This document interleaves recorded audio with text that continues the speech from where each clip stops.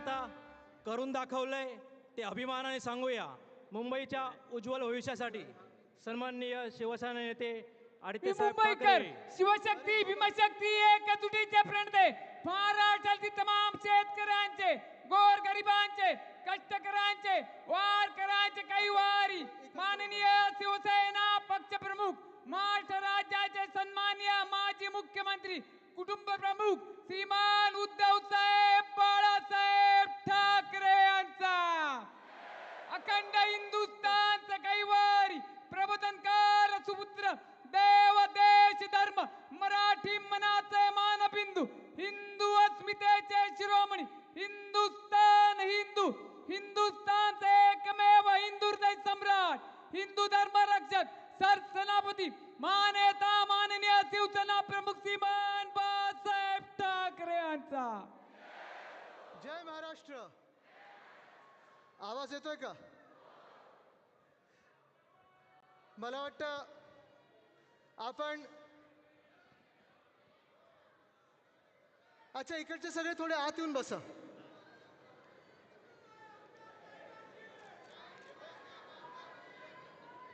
बसून घ्या सगळ्यांनी बसून घ्या. वरती पण काही थोडी जागा आहे तिथे पण बसून घ्या.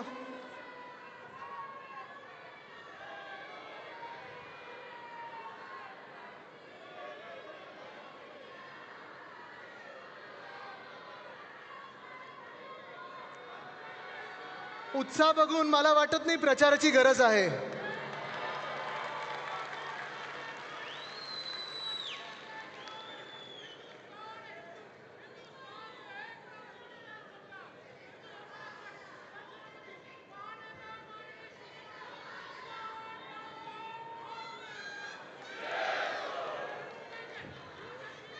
सुरू करूया आपण. सगळ्यांनी बसून घ्या कारण मला माहिती आहे या घोषणा महत्त्वाच्या आहेत. पण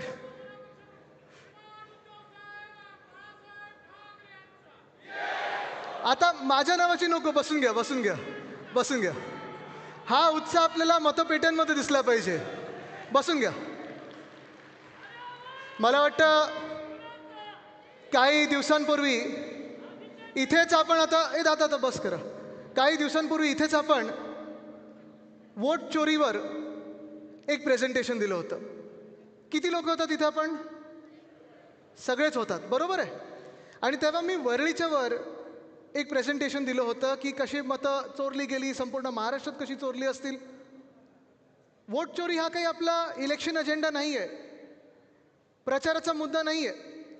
पण निवडणूक यायच्या आधी जे काही काम करायला लागतं ते काम आपण सर्वांनी करणं हे गरजेचं होतं. आणि मला वाटतं गेल्या 1 महिन्यामध्ये 20 तारखेपासून जी काही आपल्याला मतदार यादीवर काम करण्याची संधी मिळाली त्याच्यावर जवळपास सगळ्यांनी इथे जे बसलेले आहेत प्रत्येक शाखेत चांगलं काम झालं. मी तुमचं मनापासून अभिनंदन करतो. हे काम फार महत्त्वाचं होतं कारण हे काम मुंबई कोणाच्या हातात राहील, मुंबई कोणाची, ह्याचं उत्तर देणार आहे. हे जे आपण पवित्र काम केलं आहे, जे मतदार यादी क्लीन करण्याचं, जी दूषित मतदार यादी होती ती आपण चांगलं करण्याचं, शुद्धीकरण करण्याचं काम केलेलं आहे. मला वाटतं इथे जवळपास सगळेच महिला पुरुष युवा स्थानिक लोकाधिकार समिती असेल, ग्राहक असेल, सगळे अंगीकृत संघटनेने त्याच्यावर काम केलेलं आहे. मी ज्या शाखेत जात होतो तिकडे जे आपले पदाधिकारी आहेत ते मला सांगत होते की आमच्याकडे एवढे दुबार आहेत, एवढे संभाव्य दुबार दाखवलेले आहेत. हे सगळं आपण आता काम केल्यानंतर ज्या क्षणाची आपण 4 वर्ष वाट पाहत होतो की निवडणूक कधी जाहीर होणार ती काल जाहीर झालेली आहे. सगळ्यांना तारखा माहिती आहेत का? काय आहेत? मतदान कधी, निकाल कधी, जिंकणार कधी. पण जेव्हा आपण पुढचे 15 दिवस 20 दिवस जवळपास 1 महिनाच, आता तसं पाहिलं गेलं तर आत्तापासून बरोबर 1 महिन्यावर आपला विजय दिवस आहे. पण हा विजय आपल्याला घरी बसून प्राप्त होणार नाहीये. गेले 25 वर्ष जे आपण केलं, जे मुंबईमध्ये आपण काम करून दाखवलेलं आहे ते तुम्हाला घरोघरी न्यायला लागणार, मनोमनी बसवायला लागणार, प्रत्येकाला सांगायला लागणार, पुन्हा एकदा आठवण करून द्यायला लागणार की आपण काय काम केलेलं आहे आणि ते जे काम केलेलं आहे आपण ते अभिमानाने सांगायचं. म्हणून आज मी तुम्हाला इथे सगळ्यांना बोलवलेलं आहे. सुरुवात करायची? करूया सुरू.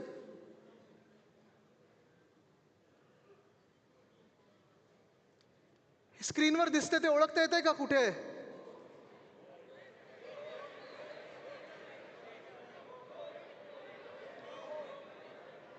नक्की? जिथे तुम्ही सगळे आता बसलेले आहात ही तीच जागा आहे. लाईट बंद करा हे सगळे म्हणजे दिसेल.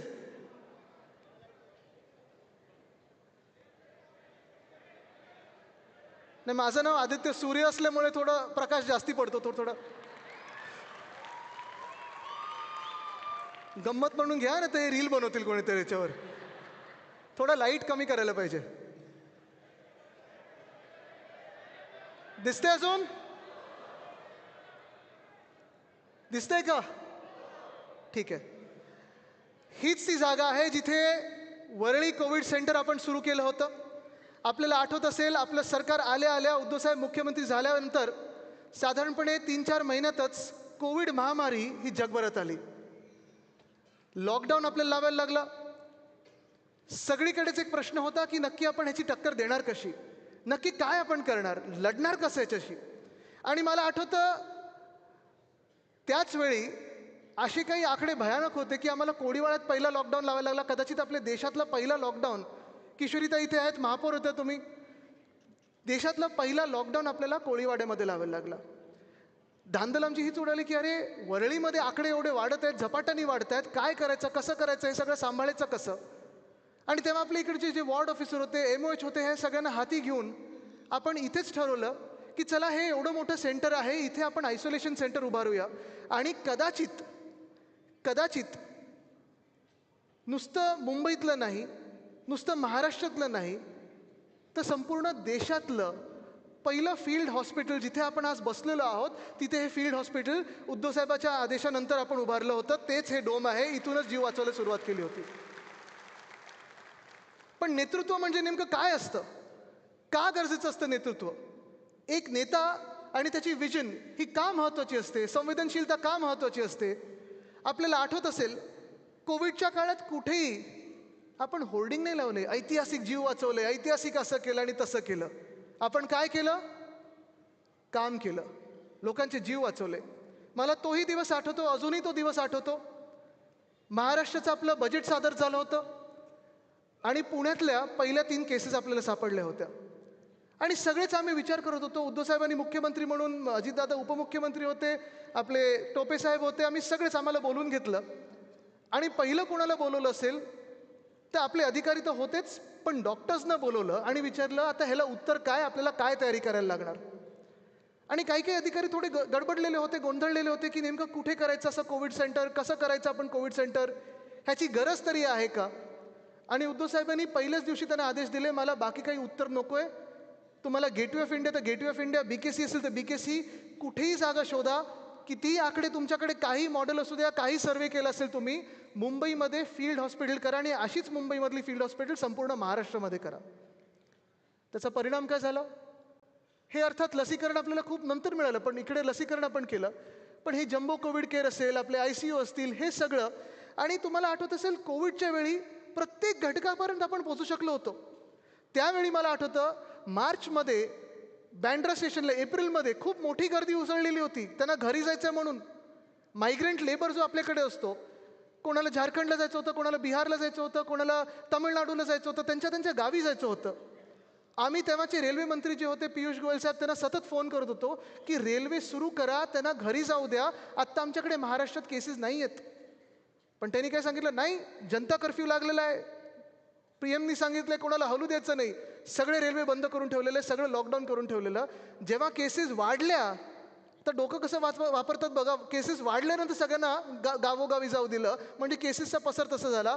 पण ते जेव्हा त्रस्त होते, म्हणजे आपले लोक असतील, इकडचे नागरिक असतील किंवा दुसऱ्या राज्यातून देखील लोक इथे जे काम करतात, ते जेव्हा त्रस्त होते, जास्तीत जास्ती कॅम्प्स ह्या आपण त्यांच्यासाठी खुल्या होत्या. लहान मुलांच्या डिलिव्हरीज असतील तर ह्याच इथेच झालेल्या आहेत. डायलिसिस असेल ते अशाच सेंटर्समध्ये झालेले आहेत. आणि जसं इथे हे फील्ड हॉस्पिटल आपण उभारलं होतं तेव्हा आठवा BKCमध्ये जी आता जागा फुकटात बुलेट ट्रेनला दिली अहमदाबादला जायला, त्याच जागी उद्धव साहेबांनी फील्ड हॉस्पिटल 1 आणि फील्ड हॉस्पिटल 2 आणि मग दहिसर असेल, रिचर्डसन क्रुडस असेल, सगळीकडे मुलुंड असेल, भांडूप असेल, इथे आपण फील्ड हॉस्पिटल उभारायला सुरू केली. त्यावेळी जी माध्यमं आपल्याला उपलब्ध होती त्या माध्यमातून घरोघरी पोचण्याचा आपण प्रयत्न केला. तेव्हा प्रेसची पहिली आपण जेव्हा कॉन्फरन्स घेतली त्याच्यावरही टीका केली विरोधकांनी की अरे तुम्ही सांगताय घरी थांबा, तुम्ही सांगताय कोणाला भेटू नका, पण प्रेसवाल्यांना कसं बोलवता. आणि म्हणून तिथपासून जे फेसबुक लाईव्हची सुरुवात झाली तेच फेसबुक लाईव्ह मग इतर सगळ्यांनी वापरायला सुरुवात केली. इतर सगळ्या मुख्यमंत्र्यांनी वापरायला सुरू केले, प्रधानमंत्री महोदयांनी वापरायला सुरू केली. पण ती सुरुवात देखील उद्धव साहेबांनी केली आणि काळजीपूर्वक. राज्य कसं चालवायचं हे मी नाही म्हणत आहे, आपले शिवसैनिक आणि पदाधिकारी नाही म्हणत आहेत, पण हे जे ट्विट आहे ना, हे बघा, हे वर्ल्ड हेल्थ ऑर्गनायझेशन, जागतिक आरोग्य संस्था, त्यांनी केलेलं ट्विट आहे. हे जे काही देश आहेत हे South Korea and even Dharavi, a densely packed area in Mumbai, a strong focus on community engagement and the basics of testing, tracing, isolating and treating all those that are sick is key to breaking the chains of transmission and suppression. आपल्या Dharavi model आणि मुंबई मॉडेलचं कौतुक हे जागतिक आरोग्य संस्थेने केलं. त्याच्या मागे एक व्यक्ती होती, त्या व्यक्तीचं नाव उद्धव बाळासाहेब ठाकरे. आता येऊया आपल्या मुंबई महानगरपालिकेवर. होय, आपली मुंबई महानगरपालिका, आपल्या मुंबईची महानगरपालिका.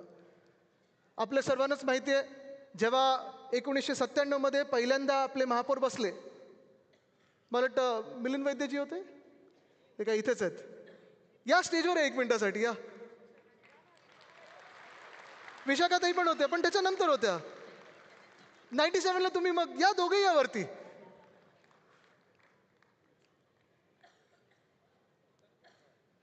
हा, मला वाटतं विशाखाताई पहिले होते. आम्हाला आठवतं आम्ही पहिलं जेव्हा महापौर बंगल्यात जायचो तेव्हा ताई असायच्या तिथे. या ना, दोघेही या. बघा, माहीमचं वर्चस्व आहे, बाकीच्या विभागांनी जरा दाखवलं पाहिजे. अच्छा, चला माहीमच्या लोकांचा आवाज ऐकू द्या, टाळ्या वाजून ऐकू द्या. दादर,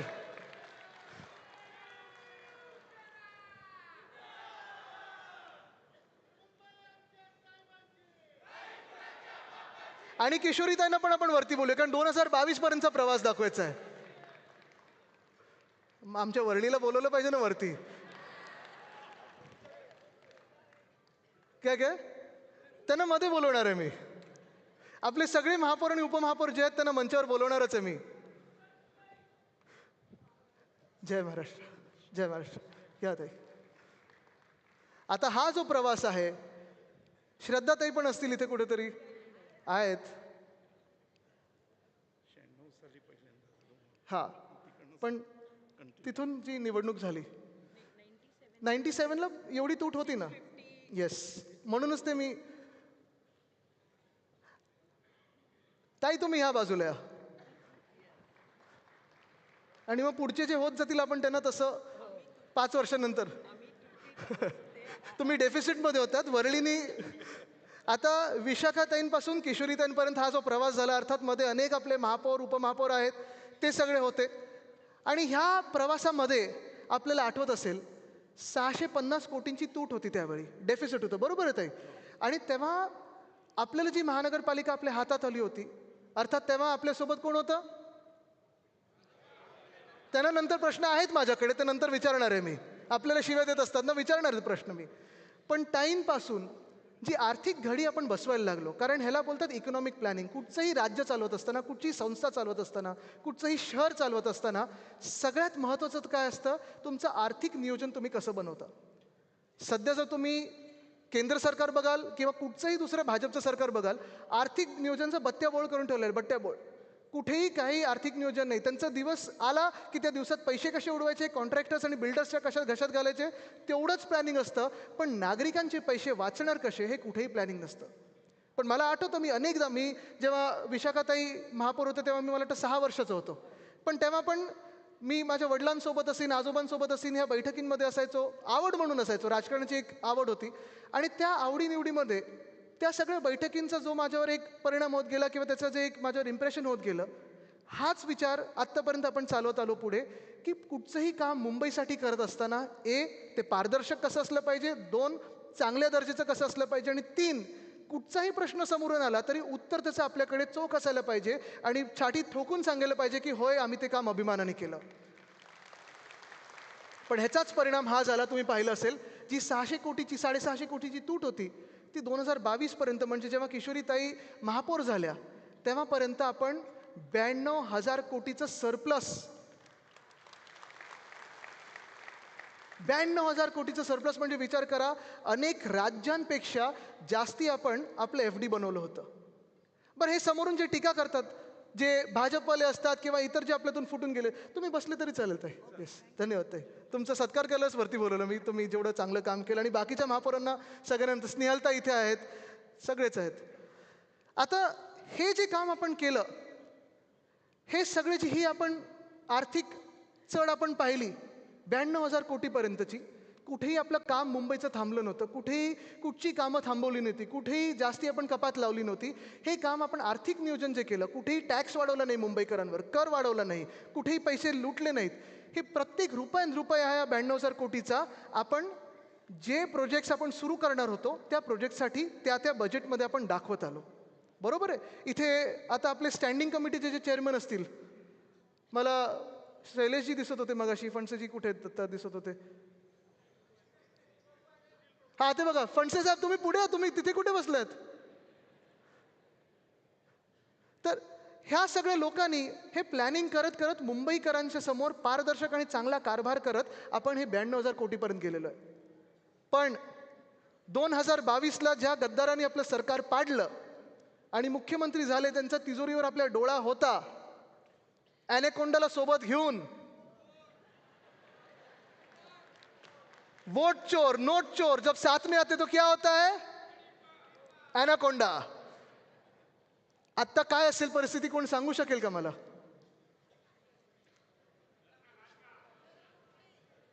तिजोरी आता राहिलेलीच नाहीये, तिजोरी साफ झाली, सपाट झालेली आहे. आणि दुर्दैवाने जेवढे ह्यांनी भ्रष्टाचार केलेत, जेवढे ह्यांनी घोटाळे केलेत गेल्या 2-2.5 वर्षामध्ये, त्याचा परिणाम हा झाला, तुम्ही पाहताय, रस्ते तर कुठेच दर्जेदार नाही आहेत, काही काम झालेलं नाही आहे. पण मुंबईचं आत्ता कमिटेड लायबिलिटी म्हणजे जे आपण देणं लागतो ते 2.5 लाख कोटीवर पोचलेलं आहे. किती? 2.5 लाख कोटी. हे जेव्हा आपण बोलतो महानगरपालिकेचं देणं आहे, फक्त महानगरपालिकेचं देणं नसतं, हे सगळं आपल्या डोक्यावर येतं, कारण आपण करदाते आहोत, आपण कर भरत असतो, आपण मुंबईकर आहोत, आणि आपल्या डोक्यावर एवढं आता कर्ज काय, कमिटेड लायबिलिटी चढलेलं आहे, ह्याचा विचार देखील तुम्ही करणं गरजेचं आहे. पण आपण केलेली कामं, ह्याच्यावर जरा येऊया आपण. कारण काय, फक्त टीका करून उपयोग नाही आहे, आपण काय काय काम केलंय हे देखील आपण सांगणं गरजेचं आहेच. पहिलं काम आणि सगळ्यात आवडतं काम माझं जे आहे ते शाळेंबद्दल मला बोलायचं आहे.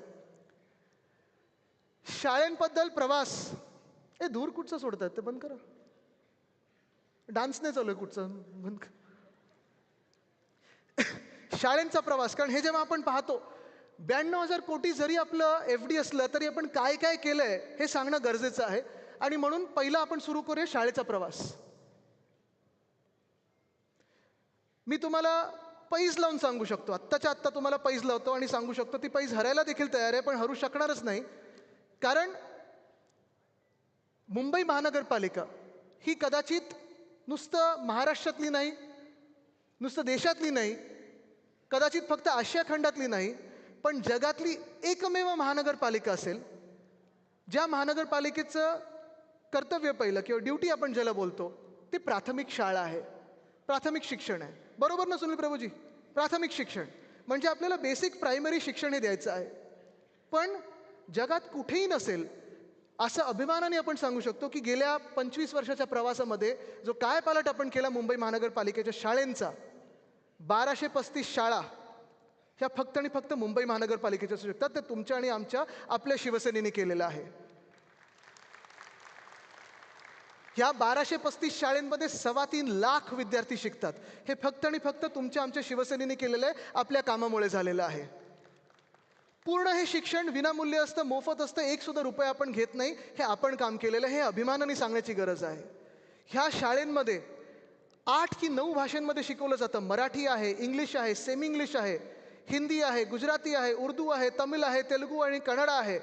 आणि एवढंच नाही तर अर्थात 10वीपर्यंत आपण मराठी तर अनिवार्य केलंच होतं, जे ह्या सरकारने बदललं. पण उद्धव साहेबांनी अजून एक महत्त्वाची भाषा जी आपल्या शाळेंमध्ये आणली, ती आणली टेक्नॉलॉजीची. हा जो फोटो आपल्याला दिसतो इथे माधुरीजी आहेत, इथे रमेश माशेलकरजी आहेत आणि उद्धव साहेब देखील आहेत. हा जो फोटो आहे मला वाटतं हा 2011 किंवा 12 सालचा आहे. श्रद्धाताई तुम्ही आहात, म्हणजे तुमच्या टर्ममधलं आहे. आणि हे काम जे आपण केलं ते व्हर्च्युअल क्लासरूमचं केलं.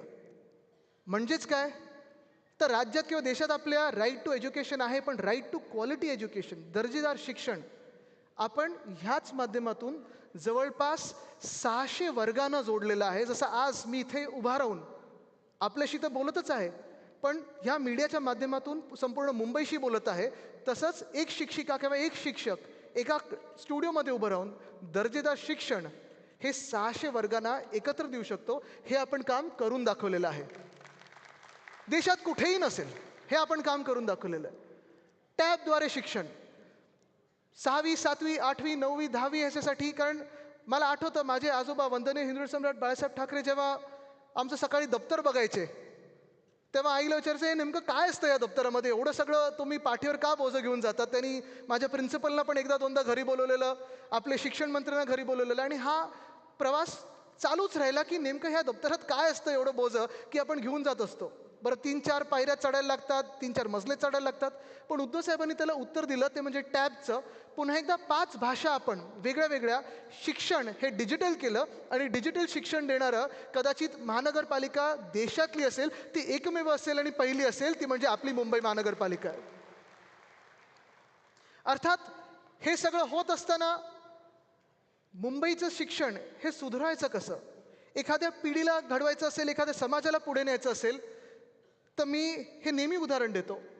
1997 जेव्हा UK युनायटेड किंगडममध्ये टोनी ब्लेअर हे पंतप्रधान बनणारच होते, त्यांनी विचारलेलं, तेव्हा मीडियाने त्यांना विचारलेलं की जर तुम्ही पंतप्रधान झालात तर तुमच्या पहिल्या 3 प्रायोरिटी कुठच्या असतील. आणि त्यांचं उत्तर काय होतं माहिती आहे का? पहिली प्रायोरिटी हे शिक्षण असेल, दुसरी प्रायोरिटी हे शिक्षण असेल आणि तिसरी प्रायोरिटी हेही शिक्षण असेल. कारण शिक्षणावरच देश घडत असतो. तर शिक्षण अजून आपण चांगलं कसं करू शकतो? वर्षानुवर्ष हे आपण ऐकत आलेलो आहे. प्रत्येक वेळी आपण पेपरमध्ये बातम्या वाचायचो की आज एवढी गळती लागली, एवढ्या मुलांनी आपल्या शाळा सोडली, ही शाळा बंद होते कारण इथे आपली मुलं आता शिकायला तयार नाही आहेत, ह्या शाळेतून त्या शाळेत गेली म्हणून ही शाळा बंद झाली. तेव्हा माझं स्वप्न एकच होतं की इथे जे आता लोकप्रतिनिधी बसलेत किंवा माझी खासदार बसले असतील, आमदार बसले असतील, आजी माझी सगळेच नगरसेवक बसले असतील, महापौर असतील, होणारे महापौर असतील, होणारे नगरसेवक असतील, ह्या सगळ्यांकडे जशी लोक येतात की आम्हाला ह्या शाळेमध्ये ॲडमिशन पाहिजे, ह्या प्रायव्हेट शाळेमध्ये ॲडमिशन पाहिजे, तसं माझं स्वप्न होतं की कधी ना कधीतरी मुंबई महानगरपालिकेच्या शाळेंसाठी आपल्याकडे लोक येतील आणि पत्र मागतील की आम्हाला मुंबई महानगरपालिकेच्या शाळेमध्ये ॲडमिशन पाहिजे, तुमचं पत्र पाहिजे. आपले शिक्षण समितीला सोबत घेऊन बसलो, 1-2 चांगले अधिकारी होते, तरुण अधिकारी होते, मदत केली आणि ह्या लोकांनी ठरवलं की आपल्या मुंबईच्या शाळेंचं पूर्ण ब्रँडिंग, कलर, थीम, इन्फ्रास्ट्रक्चर काय असायला पाहिजे. तर मुंबई पब्लिक स्कूल, कुठचीही महानगरपालिकेची शाळा कुठची असायला पाहिजे, मुंबई पब्लिक स्कूल, ते मुंबई पब्लिक स्कूल आपण करून दाखवलं. आज तुम्ही कुठच्याही वॉर्डात जा, त्या वॉर्डामध्ये सगळ्यात देखणी इमारत महानगरपालिकेची असेल तर ती शाळा आहे आणि त्या शाळेचं कायापालट करणारी आपली मुंबई महानगरपालिका आणि आपली शिवसेना आहे. पण इथेच आपण थांबलो नाही, आपण वेगळ्या वेगळ्या गोष्टी आणल्या. हा वाघोबा क्लब, वाघोबा क्लब म्हणजे काय तर नेचर, पर्यावरणाशी जवळीक कशी बनावी. आपण जेव्हा आता बाहेर जाऊन आकाश बघितलं तर काही दिसतच नाही, सगळीकडे धूर दिसतोय पोल्युशनमुळे, प्रदूषणामुळे. पण आपले हिरोज कोण? नेहमी आपण जेव्हा स्पेस बोलतो, अंतराळ बोलतो, तेव्हा कोणाबद्दल बोलतो? कल्पना चावला, सुनीता विल्यम्स. ह्याच्या पुढे आपण जात नाही. पण ही स्वप्न आपण लहानपणात बघत असतो की कधी ना कधीतरी मला पण ॲस्ट्रॉनॉट व्हायचं आहे. ॲस्ट्रॉनॉमी क्लब आपण आणला, आपण खूप काही गोष्टी केल्या वेगळ्या वेगळ्या. पण मी तुम्हाला अभिमानाने अजून एक गोष्ट सांगतो ज्यामुळे खरोखर आपल्याकडे एक मोठी बढत झाली, मुलांना यावंसं वाटलं, पालकांना वाटलं की महानगरपालिकेच्या शाळेत टाकावं मुलांना. ते म्हणजे आपण SSC सोबत जागतिक पातळीचा IB बोर्ड आणला. हे देशात कुठेही नाही झालं, कदाचित जगात कुठे नसेल ती आपली महानगरपालिका. IGCSE बोर्ड आणला, परत जागतिक पातळीचा आहे. CBSE बोर्ड आणला, ICSE बोर्ड आणला. आणि हे सगळ्या आपल्या मुंबई महानगरपालिकेच्या ज्या शिक्षिका होते आणि शिक्षक होते त्यांना ट्रेनिंग देऊन पुन्हा त्याच लोकांना आपण वापरायला लागलो. ह्याच्यात त्यांनाच आपण चालना दिली. आणि हे तुम्ही अभिमानाने सांगू शकता की पहिल्या वर्षी 4,000 आपल्याकडे सीट्स होत्या महानगरपालिकेमध्ये, 10,000 ॲप्लिकेशन आले, आपल्याला लॉटरी काढायला लागली. हे आपलं काम आहे, हे तुम्ही अभिमानाने लोकांना सांगितलं पाहिजे. जेव्हा भाजप विचारतं ना की तुम्ही काय केलं, अर्थात शिक्षणाचा आणि त्यांचा काडी मात्र संबंध नाही आहे, पण हे जरा त्यांना सांगा हे आम्ही केलेलं आहे. चला पुढे वळूया. जसं प्राथमिक शिक्षण हे महानगरपालिकेचं काम असतं, तसं प्राथमिक आरोग्य देखील, बेसिक प्रायमरी हेल्थकेअर सेंटर हे महानगरपालिकेचं काम असतं. तुम्ही कुठचीही महानगरपालिका घ्या, कुठच्याही आपल्या राज्यामध्ये जा, इतर राज्यांमध्ये जा, तुम्ही जर विचाराल की तुमचं महानगरपालिका म्हणून काम काय, तर नाही, आमचं प्राथमिक आरोग्य केंद्र आम्ही तेवढंच चालवतो, प्रायमरी हेल्थकेअर चालवतो, त्याच्या पुढे आम्ही करत नाही, हे तुम्हाला सांगेल. पण पुन्हा एकदा मी इथे बेट लावायला तयार आहे, पैज लावायला तयार आहे. आता आचारसंहितेत ते बसतं की नाही मला माहीत नाही, तर आपण आचारसंहितेनंतर लावूया. पण मला जगात मुंबई महानगरपालिकेसारखी महानगरपालिका दाखवा जिचे फक्त प्राथमिक आरोग्य केंद्र नाहीत, तर ते तर आहेच, पण त्याच्याही पुढे जाऊन नर्सिंग कॉलेज स्वतःचे आहेत, ही आपली मुंबई महानगरपालिका आहे. एक नाही, दोन नाही, तर 4 मेडिकल कॉलेज स्वतःचे आहेत, ही मुंबई महानगरपालिका आहे. ट्रॉमा केअर सेंटर आहे, ही आपली मुंबई महानगरपालिका आहे. आणि सगळ्यात चांगले हॉस्पिटल आणि डॉक्टर्स हे असणारी आपली मुंबई महानगरपालिका आहे. हे आपण अभिमानाने जनतेला सांगितलं पाहिजे, लोकांमध्ये सांगितलं पाहिजे. कारण अनेकदा वाटतं की अरे चांगले डॉक्टर्स आपल्याला प्रायव्हेट हॉस्पिटलमध्येच मिळतील, असं नाही आहे. जे कुठचेही चांगले डॉक्टर्स तुम्हाला प्रायव्हेट हॉस्पिटलमध्ये मिळतात किंवा भेटतात, तेच प्रायव्हेट हॉस्पिटलमधले डॉक्टर्स आपल्या सगळ्या ह्याच मुंबई महानगरपालिकेच्या हॉस्पिटल्समध्ये आहेत. आहे अर्थात लोड आहे, 90% ही ट्रीटमेंट आपली फ्री असते, त्याच्यानंतर सबसिडाईज असते. 2017पर्यंत आपल्याकडे 13,574 बेड्स होते. डेली जो काही लोड होता तो जवळपास 1 लाखाचा होता.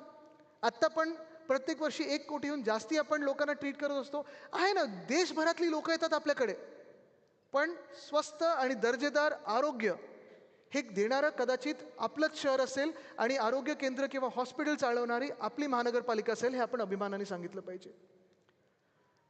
हा दुसरा माझा आवडता विषय. इथे आपले BSTचे सगळे असतील, जरा BSTमध्ये कोण कोण होतं हात वरती करून मला, आणि BSTचे चेअरमन कोण कोण होतं जरा हात वरती करून मला दाखवा. आपण आहात सगळे आहेत. ही BST, किती लोक BST वापरतात? सगळे वापरतात? दर काय झालेत आत्ता?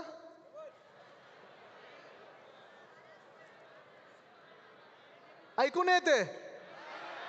डबल, ट्रिपल, जेवढी यांची इंजिनं वाढत चाललेत तेवढे दर वाढत चाललेत, आणि बसेस कमी होत आहेत ना. ही ह्या शहराची एक महत्त्वाची गोष्ट होती, ओळख होती, ती म्हणजे आपली BST बस. साधारणपणे मुंबईचं चित्र कोणाला काढायला सांगितलं तर कोण पहिलं गेटवे ऑफ इंडिया काढतं, मग सीलिंग काढतं, मग आपली लाल बस काढतं BSTचं. आणि मुंबई महानगरपालिका किंवा मुंबई म्हणून आपण जी ओळख असते आपली, ही आपली BST बस ही सगळ्यात महत्त्वाची होती. अर्थात लहानपणापासून अनेक BSTच्या कार्यक्रमांना मी जात होतो. मी प्रत्येक म्हणजे आता जेव्हापासून युवासेना सुरुवात केली तेव्हा अनेक BST रूटचं उद्घाटन केलं. 2012मध्ये आपण फोर्ट फेरी ही 5-5 मिनिटांनंतर थांबणारी तिथे सेंट्रल बिझनेस डिस्ट्रिक्टमधली फोर्ट फेरी सुरू केली. आणि मला लवकरच कळायला लागलं की मुंबईची ही नाडी ही सगळ्यात महत्त्वाची आहे. जवळपास प्रत्येक दिवसाला 60 ते 65 लाख लोक हे आपले लोकल ट्रेनमधून प्रवास करतात. आणि जेव्हा आपण ह्याचे दर कायम केले, 5 किलोमीटर 5 रुपयात केले, 10 किलोमीटर 10 रुपयात केले, 15 किलोमीटर 15 रुपयात केले, आणि 15 किलोमीटरहून जास्ती कुठेही जायचं असेल 20 रुपयात जेव्हा आपण फ्लॅट फेअर आणलं, AC बसेस आणल्या, तेव्हा आपली जी रायडरशिप होती ती साधारणपणे 35 लाख पर डे एवढ्यावर गेली होती. मला तोही दिवस आठवतो जेव्हा मी COP26ला होतो, स्कॉटलंडमध्ये होतो, तेव्हा पर्यावरणाची कॉन्फरन्स चालू होती. आणि तिथे 4-5 माझ्यासोबत महापौर बसले होते, वेगळ्या वेगळ्या शहरातले होते, इंग्लंडचेच होते. आणि ते मला विचारत होते की तुमच्याकडे बसेस कशा आहेत, अशा आहेत, तशा आहेत. मी त्यांना एवढंच सांगितलं, बघा आमच्या 3 गोष्टी महत्त्वाच्या आहेत. पहिली गोष्ट म्हणजे मुंबईत प्रत्येक मुंबईकर हा पब्लिक ट्रान्सपोर्ट जवळपास वापरतोच, एक तर ट्रेन वापरतो नाहीतर बस वापरतो. दुसरी गोष्ट म्हणजे आमच्या बसेसचं भाडं हे आम्ही फ्लॅट ठेवलेलं आहे, 5, 10, 15 आणि 20. तेव्हाच तो माणूस आवाक झाला समोर, त्याचं असं बघायला लागला. कारण त्यांना मी जेव्हा पाऊंडमध्ये सांगितलं, आता तुम्ही डॉलरला किती चढले आपलं, 91, म्हणजे आता किती डॉलरचे 5 रुपये होत असतील सांगा मला, पलीकडे येते सगळं. पण जेव्हा मी त्यांना हा दर सांगितला की 5, 10, 15 आणि 20 मध्ये तुम्ही मुंबईत कुठूनही कुठे जाऊ शकता, पुढे ती कॉन्फरन्स आमची ती राऊंड टेबल होती, ते महापौर तिथून नुसतं आमचं ऐकत राहिले की तुम्ही काय सांगता आम्हाला सांगा. कारण तेव्हापर्यंत त्यांची जरा कॉलर टाईट होती की आम्ही इंग्लंडमधले महापौर आहोत, तुम्ही कुठून आलात. हे दर सांगितल्यानंतर, आपला प्रवासी किती आहेत हे सांगितल्यानंतर त्यांना धक्का बसला. पण तिथेच थांबलो नाही.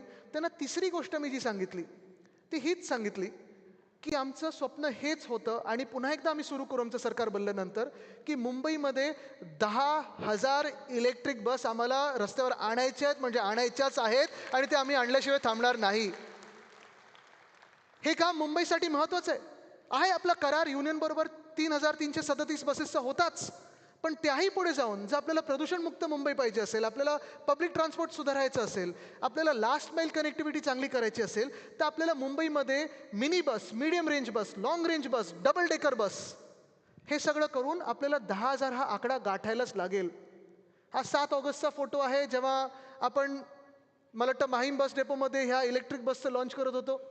तेव्हा ग्रॅच्युटी पण जी अनेक वर्ष थांबली होती BST कामगारांची, ती आपण दिली होती. राज्य सरकारमधून कदाचित आपण एकमेव राज्य सरकार असू, कारण आपले मुख्यमंत्री जे होते उद्धवसाहेब ठाकरे ते मुंबईचेच होते, म्हणून मुंबईकर एक माणूस असल्यामुळे जे काही BSTला आपण देणं लागत होतो ते पटापट द्यायला सुरू केलं होतं. पण ही बस आपण आणली. ही बस आणल्यानंतर जेव्हा पहिला करार झाला ह्या डबल डेकर इलेक्ट्रिक बससाठी, आता तुम्ही पाहत असाल रस्त्यावर धावते, भाजपनी माझ्यावर टीका केली होती की हे कुठून आणले, असं केलं तसं केलं. सरकार पडलं उद्घाटनाला हे पहिले, फीत कापायला पहिले. मला वाटतं हे आपल्या कंट्रोल रूमचे आशिषजी तुम्ही दिसता याच्यात, हे आपलं चलो कार्ड आहे. पण झालंय असं, आपलं सरकार गेल्यानंतर 2022 पासून ज्या बसेस धावत होत्या रस्त्यावर त्या कमी कमी कमी कमी होत चालल्यात. अनेक आपल्या विभागांमध्ये रूट बंद करत चाललेले आहेत. भाडं दुप्पट तिप्पट केलेलंच आहे. बसेस जवळपास 2,000 वर आणलेल्या आहेत किंवा त्याच्याही पेक्षा कमी झाल्या असतील. आणि भयानक गोष्ट ही आहे की प्रायव्हेटायझेशन बसमध्ये यायला लागलेलं आहे. त्या कुठच्या बसेस आहेत ना, सिटी फ्लो त्या सगळीकडे दिसायला लागलेल्या आहेत. ठीक आहे, तुम्हाला कोणाच्या बसेस आणायच्या त्या आणा, पण मुंबईला मारू नका. आणि हेच भाजपाने ओळखलेलं आहे. जर मुंबईला मारायचं असेल तर कसं मारायचं, तर मुंबईकर जो दिवस रात्र प्रवास करतो, मेहनत करतो, कामावर जातो आणि परत येतो, त्याचा पहिला पब्लिक ट्रान्सपोर्ट हा मोडून टाका. आणि पब्लिक ट्रान्सपोर्टचा श्वास हा आपला BST होता, तो पुन्हा एकदा आपल्याला जागृत करायचा आहे. पाण्याचं देखील खूप मोठं काम आपण केलं. पाणी हे मला आठवतं जेव्हा आपनी दिल्लीमध्ये पाण्याचे दर कमी केले होते, जेव्हा सबसिडी दिली होती, तेव्हा घरोघरी जाऊन त्यांनी साजरं केलं होतं की आम्ही एवढ्या लिटरवर आता सबसिडी देतोय, तेवढ्या लिटरवर आपण सबसिडी देतोय.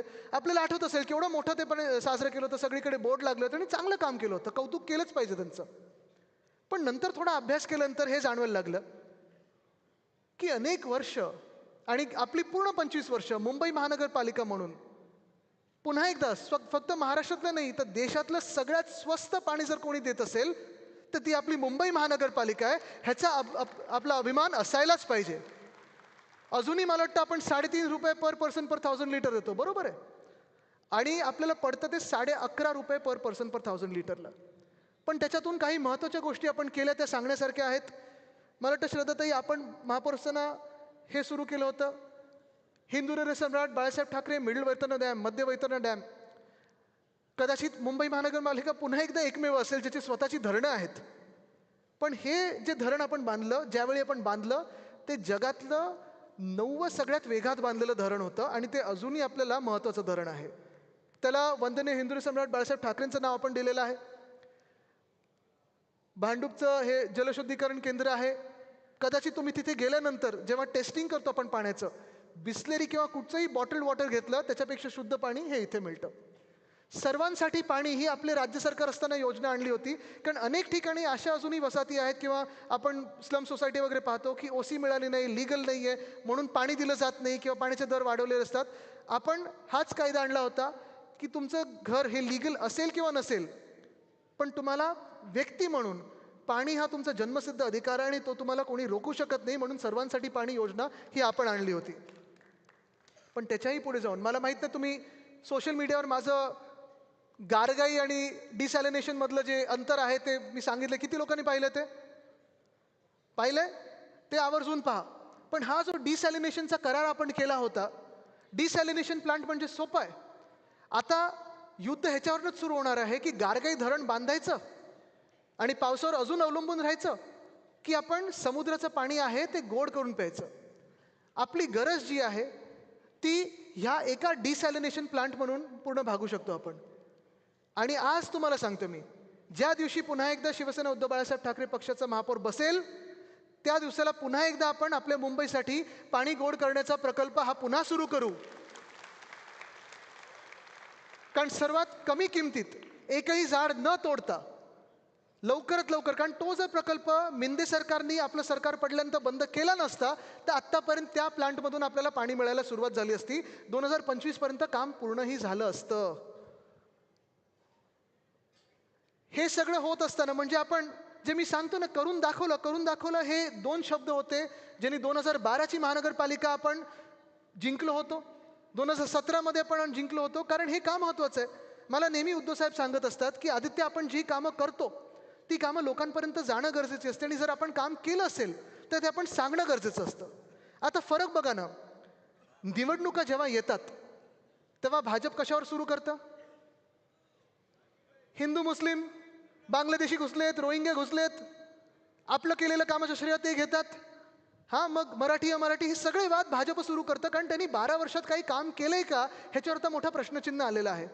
पण आपण जी कामं केली आहेत गेल्या 25 वर्षामध्ये असेल, गेल्या 5 वर्षामध्ये असेल, ती आपल्याला पुन्हा एकदा लोकांमध्ये नेणं गरजेचं आहे. कारण आपण हे काम अभिमानाने केलेलं आहे, हे मुंबईसाठी केलेलं आहे. हे आपलं गिरगाव चौपाटीकडचं व्ह्यूइंग डेक, हे आपलं दादर येथील माता रमाबाई आंबेडकर व्ह्यूइंग डेक, हे सेल्फी पॉईंट, आणि हा जो मलबार हिलच्या तिथे आपण एक ट्री टॉप वॉक केला होता. न्यूयॉर्क टाइम्समध्ये देखील ह्याचं कौतुक झालं. आणि मुंबईत आल्यानंतर किंवा आपल्या देशात आल्यानंतर 10 फूटच्या जागा असतील की कुठे जायला पाहिजे ह्याची सुरुवात ही आपण केली होती. ह्याला फंड आपण दिला होता, मी पालकमंत्री म्हणून दिला होता. आणि हा आवडता विषय, आपला ब्रँड अँबॅसेडर खरं आता हा केला पाहिजे, पेंग्विन केला पाहिजे. कारण मी प्रत्येक वेळी जेव्हा समोरून मला भाजपवाले सांगतात की तुम्ही पेंग्विन आणलं किंवा पेंग्विन, मी बोलत चला मी पेंग्विनबद्दल बोलतो, तुम्ही आणलेल्या चीताबद्दल बोला. दाखवा मला किती टिकलेले आहेत. हिम्मत असेल तर दाखवा. पण राणीचा बाग, वीर जिजामाता उद्यान, किती लोक गेलेत तिथे? आता तुम्ही मला सांगा, हे तुम्ही आत्ता गेलेले आहेत बरोबर आहे. लहान असताना किती लोक गेला होतात? फरक आहे की नाही आहे ना? हे काम आपण केलेलं आहे, हे छाती ठोकपणे सांगायला गरजेचं आहे. कारण तिथे अजूनही आजही वीकडेला पण हजारो मुंबईकर आणि हजारो पर्यटक जातात. का तर जे प्राणी ते एरवी पाहू शकत नाहीत ते प्राणी आपण तिथे आणलेले आहेत. आणि नुसतं आणून पिंजऱ्यांमध्ये नाही ठेवलेत, तर त्यांचं ब्रीडिंग प्रोग्राम आणि कॉन्झर्वेशन प्रोग्राम पण आपण करत आहोत. हे आपण सांगणं त्यांना गरजेचं आहे. पेंग्विन असेल, वाघ असेल, हायना असेल, अनेक गोष्टी आपण तिथे आणलेल्या आहेत. आणि हा फोटो आहे, मला वाटतं स्नेहलताई तुम्ही इथे महापौर होतात आणि इथे श्रद्धाताई पण आहेत, हा आपल्या प्लॅनिंगचा फंडसे साहेब आहेत, सगळे आहेत. हे बघा, हे मे मधले 4.5 लाख लोक मेमध्ये, 173 कोटी मे 2023 फक्त आपल्या या झूने मिळवून दिलेत ते महानगरपालिकेला. म्हणजे एका बाजूला आपण अशी कामं केली जी आपण दाखवू शकतो अभिमानाने, एका बाजूला आपण अशी कामं केली ज्याच्यातून आपल्या महापालिकेचं उत्पन्न वाढलेलं आहे, आणि दुसऱ्या बाजूला मिंदी असतील, भाजप असतील, त्यांची काळी कामं आहेत जिथे फक्त आवडते बिल्डर आणि लाडके कॉन्ट्रॅक्टरना पैसे गेलेले आहेत. मुंबईची तिजोरी साफ केलेली आहे. पुढे जाऊया आपण. हे पर्यावरणासाठी आपण काय काय केलं, तर अर्थात हे आरेमधलं आपण 800 एकर जंगल आपण वाचवलं. गोराईमध्ये एक मॅनग्रोव्ह वॉक कांदळवनात वॉकवे आपण निर्माण केलेला आहे. 1.5 वर्ष बनून तयार आहे, पूर्ण बनलेला आहे, तयार आहे बनून. आणि मी सातत्याने ह्या सरकारला, राज्य सरकारला सांगतोय, कधीतरी उद्घाटन करा, कधीतरी उद्घाटन करा. चुकून त्याला हेरिटेजचा टॅग लागेल, पुरातनचा टॅग लागेल, पण तिथे कांदळवनात खूप चांगलं एक आपण वॉकवे चालू केलेला आहे. आपण जवळपास महाराष्ट्रामध्ये हा रेकॉर्ड असेल, कारण एक काळ असा होता, मुख्यमंत्री म्हणून उद्धव साहेबांकडे फॉरेस्ट मिनिस्ट्री आणि माझ्याकडे पर्यावरण खातं, एकत्र येऊन आपण आपल्या महाराष्ट्रामध्ये 11 महिन्यामध्ये जवळपास 15,500 हेक्टर मॅनग्रोव्हला आपण संरक्षण दिलं आहे. पूरमुक्त मुंबईकडे वाटचाल. आता परत एकदा, मुंबई भौगोलिक काय परिस्थिती आपल्या सर्वांना माहिती आहे, पाऊस कसा पडतो आपल्या सर्वांना माहिती आहे, ढगफुटी वाढत चाललेली आहे सगळ्यांना माहिती आहे. पण हे सगळं होत असताना फक्त भौगोलिक आता रचना अशी आहे म्हणून पूर येतो, उत्तर चालू शकत नाही. पाऊस जास्ती पडला, ढगफुटी झाली, उत्तर मान्य नाही. जे आपण काम करतोय ते आपण काम हे लोकांना त्रास कसा नाही होणार ह्याच्यावर पण काम आपण केलं पाहिजे. अनेक वर्ष मला आठवतं, पाऊस पडला की मीडियाचे पहिले कॅमेरे जायचे ते 2 ठिकाणी जायचे. कुठे? हिंद माता, आणि दुसरीकडे कुठे? मिलन सबवे. बरोबर आहे, पहिले तिथे कॅमेरे लागायचे आणि मग आम्ही पण जायचो. आम्हाला अधिकारी ठातूर मातूर काहीतरी उत्तर द्यायचे की नाही नाही आता बघा काय करणार, एवढा पाऊस झाला, भौगोलिक रचना अशी आहे, सॉसरसारखं. पण ज्या मिनिटाला आपलं सरकार आलं आणि त्याच्यानंतर काम सुरू झालं, मी ह्या अधिकाऱ्यांच्या मागे लागलो. म्हणलं हे उत्तर चालणार नाही, आता आपल्याला हा प्रश्न सोडवणं गरजेचं आहेच. आणि कदाचित पुन्हा एकदा आपल्या देशातलं पहिलं रेन वॉटर होल्डिंग टँक हे आपल्या गांधी मार्केट आणि हिंदमाता इथे झालं, आणि दुसरं रेन वॉटर होल्डिंग टँक आपण मिलन सबवेला केलं, ज्याच्या कारण आज ती जागा पूरमुक्त झालेली आहे, तिथे पूर येत नाही. पण पंप तिकडचे चालू करणं गरजेचे असतात. मुंबईवर प्रेम करणं गरजेचं आहे. फक्त मंत्री म्हणून किंवा महापालिका प्रशासकाच्या हाती दिली म्हणजे मुंबई चालत नाही. ज्या ज्या रात्री मुंबईत पाऊस पडत असतो, आजही मला बाकीच्यांचं माहीत नाही पण 2 लोकांना झोप येत नाही, उद्धव साहेब आणि मला. आमच्या डोक्यात हाच विचार असतो की पंप इथे चालू झाला का, ही भिंत पडली असेल का, इथे आपल्याला काय करायला पाहिजे, इथे आपण हे काम केलं ते चालू केलं असेल का, महानगरपालिकेची यंत्रणा सुरू आहे का. पण गेल्या 2 वर्षामध्ये असं काही सगळं हे जॅम करून ठेवलेलं, बंद करून ठेवलेलं आहे की उत्तर द्यायला कोणी अधिकारीच नसतो, कारण कोणाला पडलेलीच नाही आहे. आणि म्हणून मी जे नेहमी सांगतो की मुंबईवर प्रेम करणारं कोणीतरी ते असायला पाहिजे. जे आपले महापौर पण होते आधी, सगळेच रात्री 3 वाजता 4 वाजता अशा पावसाळ्याच्या दिवशी फोन केला तरी फोनवर यायचे आणि सांगायचे आम्ही तिथे पोहोचत आहोत, आपले अधिकारी पोहोचत आहेत आणि आमचं काम तिथे चालू आहे. आज देखील मी तुम्हाला सांगतो, जेव्हा हिंदमाताला मागच्या वर्षी म्हणजे ह्या वर्षी पाऊस पडला, मी गेल्यानंतर तिथे मला धक्का बसला. सगळी यंत्रणा तिथे जी आपण बसवली होती की पूरमुक्त करायला, ती तशीच्या तशी आहे. पंप आले होते पण महापालिकेचं कारण काय, साहेब डिझेलच आलं नाही आहे आणि म्हणून पाणी भरलं, म्हणून तिकडच्या दुकानात पाणी गेलं. ही कारणं जी देतात ना, हे मुंबई विरोधी आहेत आणि हे आत्ता प्रशासन आपलं चालवतात. हे आपल्याला बदलायचं आहे. चला पुढे जाऊया.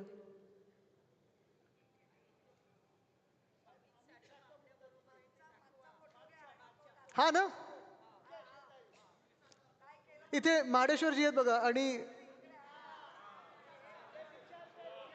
जाऊ दे, चिल्लर लोकांकडे लक्ष द्यायचं नाही.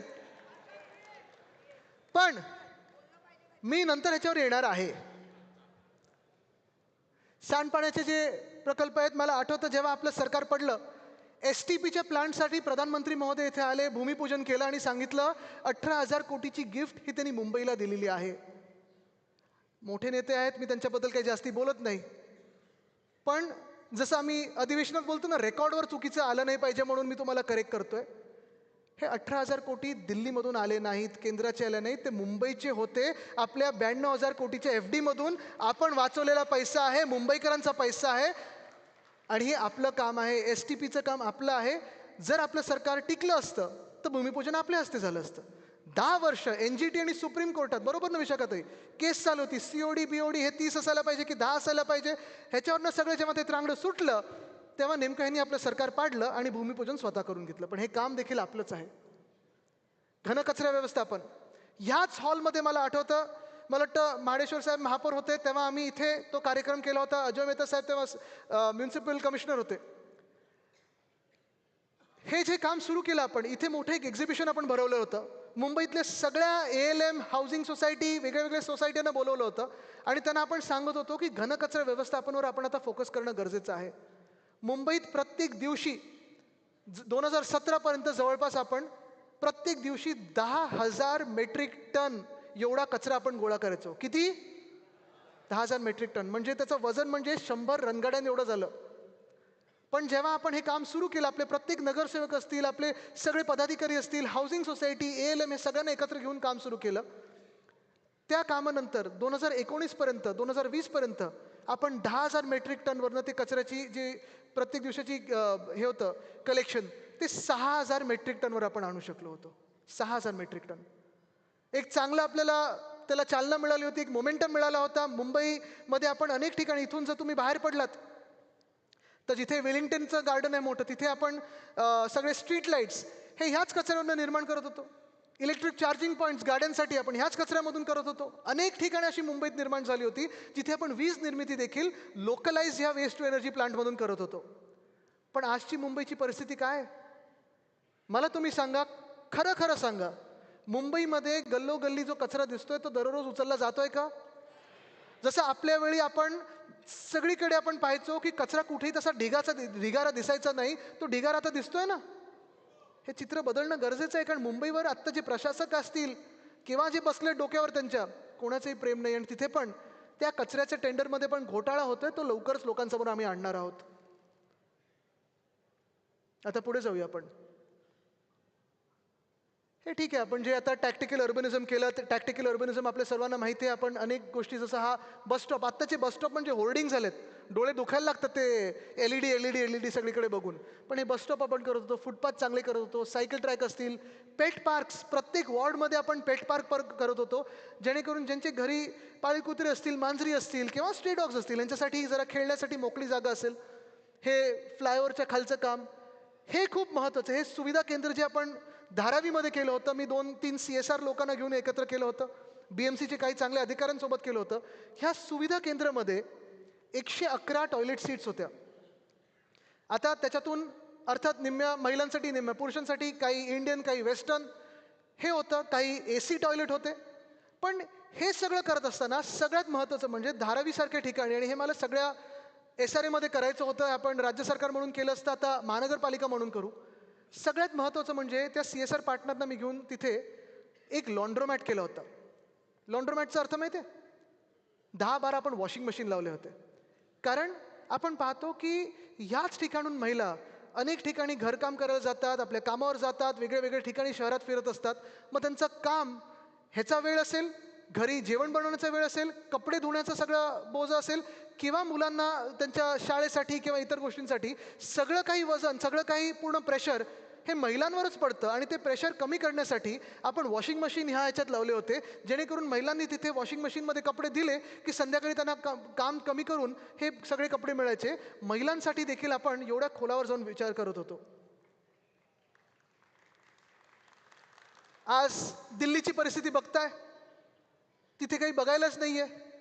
मेसी गेला, मेसी दिसला नाही, लोक सेल्फी पण काढू शकले नाहीत. पण हे सगळं होत असताना मुंबई आणि महाराष्ट्र एकमेव राज्य होतं आपल्या काळामध्ये. मुंबई क्लायमेट ॲक्शन प्लॅन हा आपण केला होता, मुंबई हवामान बदल कृती आराखडा आपण केला होता. त्याच्यात इलेक्ट्रिक बस असतील, इलेक्ट्रिक गाड्या असतील, इलेक्ट्रिक धोरण असेल, कचरा व्यवस्थापन असेल, नद्यांसाठी आपण करत होतो, दहिसर, पोईसर, ओशिवारा नदी असेल, मिठी नदी असेल, ह्या सगळ्यासाठी जे आपण काम करत होतो हे या मुंबई क्लायमेट ॲक्शन प्लॅनमध्ये होतं. आणि हा क्लायमेट ॲक्शन प्लॅन पारदर्शक होता, खरा होता. अजूनही तो त्यांच्या वेबसाईटवर आहे, आणि अजूनही जर त्याच्यावर काम केलं तर प्रदूषणमुक्त मुंबई हे आपण करू शकतो. हे देखील तुम्ही लक्षात घेणं गरजेचं आहे. हा एक फार महत्त्वाचा विषय आहे. उद्धवसाहेब मुख्यमंत्री झाल्यानंतर एक महानगरपालिकेची जागा आहे, ते कुठचं, बिर्ला क्रीडा, तिथे मरीन ड्राईव्हवर, तिथे आपण मराठी रंगभूमीचं दालन बनवत होतो. कमिटी चांगली ठरली, सगळे त्याच्यात आपले जे मोठे मोठे लोक आहेत त्याच्यात आले, आदेशजी आहेत, सुबोधजी आहेत, सगळे त्याच्यात होते.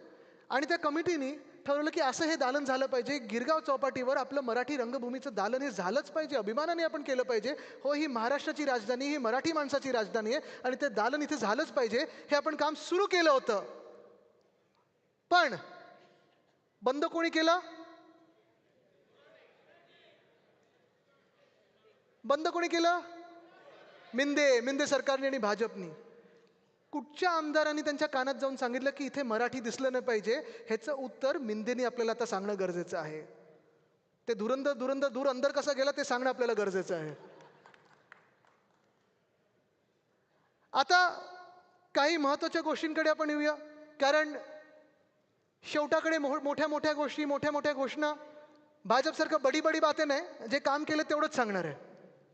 पण मुंबई महानगरपालिका आपल्या हातात असताना आणि उद्धवसाहेब मुख्यमंत्री झाल्यानंतर, मुंबईकर मुख्यमंत्री झाल्यानंतर आपण काय काय केलं? तर पहिला निर्णय जो आपण घेतला तो म्हणजे 500 स्क्वेअर फुटापर्यंत ज्यांची ज्यांची घरं आहेत त्याच्यावरचा प्रॉपर्टी टॅक्स आपण रद्द केला, माफ केला. आणि मला वाटतं वेळ आलेली आहे की फक्त आता 500 नाही तर 700 स्क्वेअर फुटापर्यंतची जी घरं आहेत त्याच्यावरचा देखील प्रॉपर्टी टॅक्स माफ करण्याची. हे आधीच्या सरकारने जे थोडंफार केली होती आपल्याच सांगण्यावरनं, त्यांनी नुसतं प्रॉपर्टी टॅक्स एवढाच एलिमेंट काढला होता. बाकीचे 8 टॅक्स ठेवले होते ते आपण सगळेचे सगळे मालमत्ता कर हा रद्द केला होता. सर्वांसाठी पाणी योजना तर आणली. पण तिसरी गोष्ट, वरळीत आहोत म्हणून थोडा विषय काढतो. BDD चाळ, किती लोकांनी नवीन घरं बघितली आहेत तिकडची? वरळीतले किती आहेत? आणि BDD बद्दल किती लोकांनी ऐकलंय? सगळ्यांनी ऐकलंय ना? आता BDD चाळ विषय हा 2 मिनिटात मी तुम्हाला सांगतो. कंटाळले नाहीत ना? जे सांगतो ते पटतंय ना? कारण हे तुम्हाला जाऊन पुढे सांगायचंय प्रचाराच्या वेळी. सगळे सोबत आहोत आपण. BDD वरळी, BDD नामजोशी आणि BDD वडाळा आणि त्याचसोबत BDD शिवडी, हे 4 प्रकल्प जवळपास गेले 25 वर्ष चर्चेत आहेत की कधी त्याचा पुनर्विकास होणार, कधी त्याचा पुनर्विकास होणार. 160 स्क्वेअर फुटामधल्या ह्या सगळ्या खोल्या आहेत. आपण जर पाहिलं तर अनेक ह्या इमारती आता मोडकळीस आलेल्या आहेत. काही तर इथे आता सचिन भाऊ दिसत आहेत, सुनील शिंदेजी दिसत आहेत, मला आशिष चेंबूरकरजी दिसत आहेत, आपले स्थानिक सगळे तिकडचे पदाधिकारी आहेत, तुम्ही दिसताय. तर हे सगळे जे मंडळी आहे, आमदार म्हणून, लोकप्रतिनिधी म्हणून, अरविंद सावंतजी खासदार म्हणून पाठपुरावा करत आलेले आहेत की आपण ह्याचा पुनर्विकास कधी करायचा. आणि वर्षानुवर्ष हा प्रकल्प चालू होता, म्हणजे विचार चालू होता. 25 वर्ष. 1995ला जेव्हा आपलं सरकार आलं तेव्हापासून ह्याच्यावर चर्चा सुरू झाली, वेग पकडला. म्हणजे मी तेव्हा 5 वर्षाचा होतो. पण योगायोग बघा, 2016 की 17मध्ये ठरलं की आता पुनर्विकास करायचा आहे. तत्कालीन मुख्यमंत्री कोण होतं? 16मध्ये सतीशजी कोण होतं? फडणवीसजी होते, बरोबर आहे. त्यांनी येऊन घाईघाईत नारळ फोडून गेले. आणि मला आठवतं तेव्हा सुनील शिंदेजी आमदार होते, ते तेव्हा सांगत होते की थोडं 1-2 दिवसानंतर करा, उद्धवसाहेब बाहेर दौऱ्यावर आहेत महाराष्ट्राच्या कुठच्या तरी, 1-2 दिवसानंतर करा. पण नाही, घाईत करायचं म्हणून नारळ फोडला. आता वरळी, नामजोशी वरळी आणि वडाळ्यातलं काम सुरू, BDDचं नंतर, शिवडीचं नंतर बघू असं ठरलं. 16 निघून गेलं, 17 निघून गेलं, 18 निघून गेलं. 19मध्ये जेव्हा आपलं सरकार बनल्यानंतर अर्थात कोविड काळ सुरू झाला. पण तेव्हा माझ्याकडे सगळे BDDचे लोक आले आणि सांगितलं, साहेब आम्हाला घरं पाहिजेत, काहीतरी करा आदित्यजी. वर्षानुवर्ष आमची घरं, म्हणजे 1923 पासून 1924 पासूनची घरं, आता 2020 आलं, आम्ही राहायचं कसं इथे? आणि म्हणून 1 ऑगस्ट 2021ला जे आपण काम सुरू केलं, मी अभिमानाने तुम्हाला सांगू शकतो 3 वर्षात पहिला टप्पा त्याचा पूर्ण झाला. आणि चावी वाटप होत असताना देखील सगळ्यांच्या तोंडावर एकच नाव होतं. ते नाव कोणाचं? उद्धव बाळासाहेब ठाकरे. शिवडी BDDचं आम्ही केंद्रीय मंत्र्यांना जाऊन भेटून आलो. त्यांना हेच सांगितलं, तुम्ही म्हाडाचंच मॉडेल वापरा, त्याचा देखील पाठपुरावा चालू आहे. पण BDD चालचं काम हे आपण केलेलं आहे, त्याला चालना आपण दिलेली आहे आणि खऱ्या अर्थाने त्याची वचनपूर्ती जी आहे ती आपण केलेली आहे. होय, आपणच केली, हे लोकांना तुम्ही सांगणं गरजेचं आहे. पागडीवाल्यांसाठी देखील आपण, जे पागडीत राहतात, सेस प्रॉपर्टीमध्ये राहतात, ह्यांच्यासाठी देखील 79A 79B कायदा आणला होता. त्याच्यावरनं आत्ता तर आम्ही अधिवेशनात मी आणि अजय चौधरीजींनी केवढं बोललेलो आहोत. महेश सावंतजी आहेत तिथे, मनोजजी पण बसलेले आहेत. आम्ही त्याच्यावर सातत्याने बोलत आलेलो आहे. पण त्यांची देखील आपल्याला पूर्ण साथ द्यायची आहे आणि त्यांना देखील तिकडे टेनंट म्हणून हा दर्जा मिळेपर्यंत आपली लढाई थांबत नाही, हे लक्षात ठेवून आपण काम करणं गरजेचं आहे. चला पुढे जाऊया. काय काय कामं आपण उद्धवसाहेब मुख्यमंत्री म्हणून असताना केली होती. तर वरळी शिवडी कनेक्टर मला आठवतं, पुन्हा एकदा जानेवारी 2021मध्येच मला वाटतं आपण ह्याचं भूमिपूजन केलं. जानेवारी 2021 ते जुलै 2022 48% काम पूर्ण केलं. किती? 48. आणि नंतर 2024चं जेव्हा बजेट सादर होत होतं तेव्हा अधिवेशनात मी बसलो होतो आणि उपमुख्यमंत्री वित्तमंत्री आकडे सांगत होते आणि त्यांनी नंतर आकडा सांगितला की आता जुलै 2022 पासून 24 पर्यंत किती टक्के काम पूर्ण झाले असेल? 57%. हे ह्यांचं गतिमान सरकार आहे. म्हणजे आपल्या वेळी 48% एका वर्षात, 1.5 वर्षात, आणि ह्यांच्या 2.5 वर्षाच्या काळामध्ये फक्त 9% काम पूर्ण केलं. अटल सेतूचं काम पहिल्या गर्डरपासून आपण जे काम सुरू केलं, प्रत्येक महिन्याला माझ्यासोबत मीडिया देखील यायची. प्रत्येक महिन्यात आपण जायचो, तिथे भेट द्यायचो, त्याचा आढावा घ्यायचो, काही अडलं असेल तर ते सोडवण्याचा प्रयत्न करायचो. आपल्या वेळी 82% काम, जवळपास त्याच्याहून पेक्षा जास्ती 85% काम पूर्ण झालं होतं. कोविड काळात धारावी पॅटर्नचं तर कौतुक झालंच झालं. आता सगळ्यात महत्त्वाचा विषय, कोस्टल रोड. कारण जे मी आजचा कार्यक्रम घेतला त्याचं कारणच हे आहे. मध्यंतरी मी 2-3 इंटरव्ह्यूज पाहिले. मुख्यमंत्र्यांनी इथेच एक कार्यक्रम घेतला, तरुण मुलामुलींच्या सोबत घेतला, कॉलेजच्या मुलामुलींसोबत घेतला, आणि त्यांनी जवळपास सगळीकडे कोस्टल रोडचं क्रेडिट हे घेण्याचा प्रयत्न केला. कोस्टल रोड एक महत्त्वाकांक्षी आपली विजन होती. मला आठवतं जेव्हा वांद्रा ते नरिमन पॉईंट हे जे स्वप्न माझ्या आजोबांनी पाहिलं होतं, वंदनीय हिंदुराव सम्राट बाळासाहेब ठाकरेंनी पाहिलं होतं, सी लिंक हा पहिला टप्पा त्याचा आपलं सरकार तेव्हा पडलं होतं. 99 साली त्यांनी भूमिपूजन केलं. त्याच्यानंतर सरकार पडलं, 10 वर्ष लागली, सी लिंक वरलीपर्यंत झालं. 2013मध्ये उद्धव साहेबांनी घोषणा पहिली केली की मुंबईसाठी आम्ही कोस्टल रोड करणार आहोत. 3 घोषणा त्यांनी 2013च्या जुलैमध्ये केल्या होत्या.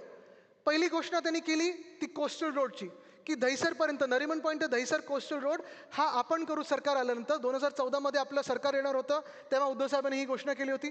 दुसरी घोषणा म्हणजे मुंबईचं जे ईस्ट कोस्ट आहे, जवळपास 950 एकर आहे, तिथे चांगला एक शाश्वत विकास करू. आणि तिसरी गोष्ट म्हणजे रेसकोर्सला सेंट्रल पार्क करू. जे काल मिंदेंनी प्रेझेंटेशन दिलं, ते प्रेझेंटेशन पण चोरलं आपलं.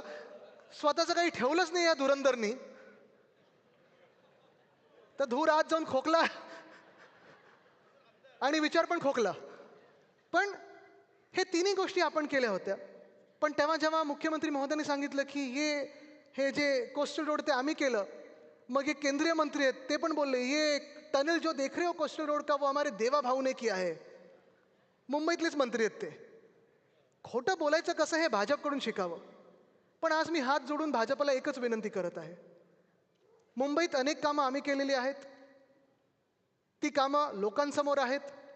ती कामं कोणी केलेत हे मुंबईकरांना माहिती आहे. मग BDD असेल, कोस्टल रोड असेल, धरणं असतील, किंवा सगळी जी उद्यानं असतील, अजून काही काही झू वगैरे, हे सगळे कामं आम्ही केलेत. तुम्ही आमच्या कामाचं क्रेडिट घेऊ नका आणि आम्ही तुमच्या कामाचं क्रेडिट घेणार नाही. आणि हे आपण तंतोतंत पाळलेलं आहे आत्तापर्यंत. तुम्ही मला सांगा ना, नोटबंदीचं क्रेडिट कधी आपण घेतलंय का? रुपया पडतोय त्याचं क्रेडिट आपण घेतलंय? प्रदूषण वाढतंय त्याचं क्रेडिट आपण घेतलेलं आहे? बेरोजगारी वाढते त्याचं क्रेडिट आपण घेतलंय? Smart India, fit India, hit India, skill India वगैरे जे काही त्यांनी केलं त्याचं क्रेडिट आपण घेतलंय? मुख्यमंत्री साहेब, आम्ही नोटबंदीचं क्रेडिट घेतलेलं नाही. तुम्ही आमच्या कामाचं क्रेडिट घेऊ नका. मुख्यमंत्री साहेब, आम्ही रुपयाचं क्रेडिट जो पडतोय त्याचं क्रेडिट घेतलं नाही. तुम्ही आमच्या कामाचं क्रेडिट घेऊ नका. तुमचे सगळ्या ज्या फेल्ड स्कीम्स आहेत त्याचं आम्ही क्रेडिट घेतलेलं नाही आहे. तुम्ही आमच्या कामाचं क्रेडिट घेऊ नका. आता कोस्टल रोडमध्ये जे मला मुद्दामून सांगायचं तुम्हाला, कारण तुम्ही इथून बाहेर निघाल्यानंतर पहिला दिसणार तो कोस्टल रोड, तो आपण केलेला आहे. आणि आता कदाचित ते तुम्हाला माहिती आहे, भाजपची टीका, ट्रोल्स लगेच सुरू होतील की आम्हीच केला पटवायचा पूर्ण प्रयत्न होईल. YouTube shorts, WhatsApp video, Instagram वगैरे सगळं सुरू होईल.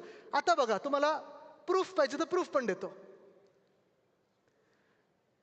हे कोस्टल रोडचा पहिला टेक्निकल सर्वे 2016मध्ये, कारण टाईमलाईन जर पाहिजे असेल तर 2013मध्ये उद्धव साहेबांनी हा विषय मांडला. 13 ते 16 आपण परवानग्या घेत राहिलो, तेही राज्य सरकारचा काडी मात्र संबंध नाही. त्यांनी एकच गोष्ट केली, कोस्टल रोड जो आपण नरिमन पॉईंट दहिसर बोलत होतो, त्यांनी काय केलं, तर त्यांनी तो कोस्टल रोड मोडला अर्धा. त्यांनी सांगितलं तुम्ही वरळीपर्यंत करा, वरळी ते नरिमन पॉईंट हे MSRDC करेल. 2014 पासून MSRDCचे मंत्री कोण होते? त्याचा पण सोक्षमोक्ष लावूया ना आज आपण. त्या कोस्टल रोडचा कोण होता? मिंदे. आता 2014 पासून 2025 संपत आलेला आहे. किती टक्के काम झालंय? भोपळा. पण कॉन्ट्रॅक्टर 3दा बदललेले आहेत. एस्केलेशन कितीतरी पटीने झालेलं आहे. आणि हेच मी सांगतो सातत्याने की जर तुमचं काही योगदान या मुंबईमध्ये असेल भाजप आणि मिंदेंचं, ते फक्त मुंबईची तिजोरी लुटण्यामध्ये होतं. बाकी शून्य कॉन्ट्रीब्युशन तुमचं, काही तुम्ही इथे काम केलेलं नाही आहे. मी जसं तुम्हाला आज प्रेझेंटेशन दिलेलं आहे तसं इथेच भाजपने आपल्या सर्वांना बोलवावं आणि काय काम केलं ते दाखवावं.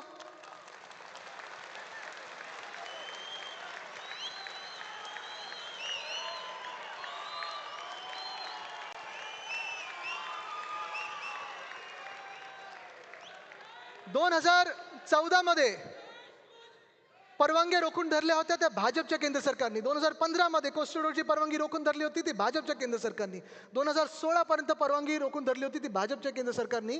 मग हा पहिला जिओ टेक्निकल सर्वे, इथे मी आहे, उद्धव साहेब आहेत, इथे आपले फणसेजी दिसत आहेत, इथे अजय मेहताजी दिसतात, आम्ही सगळे समुद्रात जाऊन त्याचा पहिला जिओ टेक्निकल सर्वे केला. इथे कोस्टल रोडचं भूमिपूजन हे उद्धव साहेबच आहेत. इथे महापौर महाडेश्वरजी आहेत, अजय मेहताजी आहेत, विशाखाताई दिसत आहेत, हे दिसतात तुम्हाला बरोबर, तापळाले दिसत आहेत, अरविंद सावंतजी आहेत, सुनील शिंदेजी आहेत, स्नेहलताई आहेत, हेमांगीताई जे उपमहापौर होते, संजय मुखर्जीजी आहेत, अनिल देसाईजी दिसत आहेत. हे सगळे हे कोस्टल रोडच्या भूमिपूजनाचे. फडणवीस साहेब कुठे दिसत आहेत का? या फोटोमध्ये दिसत आहेत का? मागे लपले वगैरे नाहीत ना, बघा जरा. कदाचित पेगससमुळे आमच्या फोनमध्ये असतील पण बाकी नाही. इथे दिसत आहेत फडणवीस साहेब, इथे दिसत आहेत.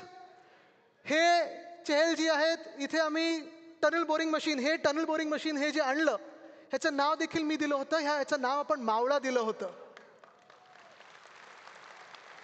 आणि नाव देण्याचं कारण हेच होतं की जसं छत्रपती शिवरायांच्या मावळ्यांनी सह्याद्री पोखरून तसं जेव्हा लढा दिला, तसंच पोखरण्याचं काम हे आपलं चांगल्या गोष्टीसाठी, चांगल्या कारणासाठी ह्या टनलने दिलं, म्हणून याचं नाव आपण मावळा दिलं होतं. इथे फडणवीस साहेब कुठे दिसत आहेत का? मास्क आहे तरी ओळखत नाही येतात. हे टनल बोरिंग मशीन अश्विनी भिडेजी त्यांच्या हस्ते आपण ते टनल बोरिंग मशीन सुरू केलं होतं. हे ते टनल बोरिंग मशीनच्या हे ज्या प्लेट्स लागतात त्याच्यावर उद्धव साहेबांनी मी सही केली होती. हे 850 मीटर आत गेल्यानंतर हे सगळ्या ठिकाणी ह्या सगळ्या फोटोमध्ये पहिल्यापासून जवळपास 80% काम होण्यापर्यंत कोस्टल रोडचं हे आपलं सरकार होतं. प्रत्येक महिन्यात मी मीडियाला घेऊन जायचो, कुठेही फडणवीस साहेब नसायचे. प्रत्येक आठवड्यात आमच्या बैठका असायच्या, कुठेही फडणवीस साहेब नसायचे. जेव्हा सगळं काही काम झालं तेव्हा भाजपचं एक नशीब खूप चांगलं आहे. असं नशीब सगळ्यांना मिळावं की बरोबर फितं कापण्याच्या वेळी भाजपचं सरकार असतं. आणि ते त्यांनी केलं म्हणून ते श्रेय घेत आहेत. पण तुम्ही मला सांगा, कोस्टल रोड कोणामुळे झाला? कोस्टल रोड कोणामुळे झाला हे सगळ्यांना माहिती आहे. पण ते क्रेडिट घेण्याचा प्रयत्न करतात. वोट चोर, नोट चोर, क्रेडिट चोर ह्यांना रोखणं आता गरजेचं आहे. गेल्या 2.5-3 वर्षामध्ये निवडणुका झालेल्या नाहीत. प्रशासक आहेत ते मुख्यमंत्री कार्यालयातून सगळा कारभार करत असतात. मुख्यमंत्री कार्यालयाचा खास हस्तक्षेप मुंबई महानगरपालिकेत असतो. ह्याच्या प्रेस कॉन्फरन्सेस तुम्ही माझ्या पाहिलंच असतील. पण जे मी बोलतोय सातत्याने की 2.5 लाख कोटीचं कमिटेड एक्सपेंडिचर आणि हा घोटाळा हा वेगळाच. रस्ता घोटाळा 1, रस्ता घोटाळा 2. तुम्ही मला सांगा, जिथे जिथे रस्ते खोदून ठेवलेले आहेत, एक रस्ताही तुम्हाला चांगला धड मिळालाय का? कुठेही खड्डामुक्त नवीन रस्ता दिसतोय का? जे आम्हाला सांगत होते 36 महिन्यात खड्डे मुक्त करू, पूरमुक्त करू, खिशाचे खड्डे भरलेत त्यांचे, मुंबईचे खड्डे भरलेत का?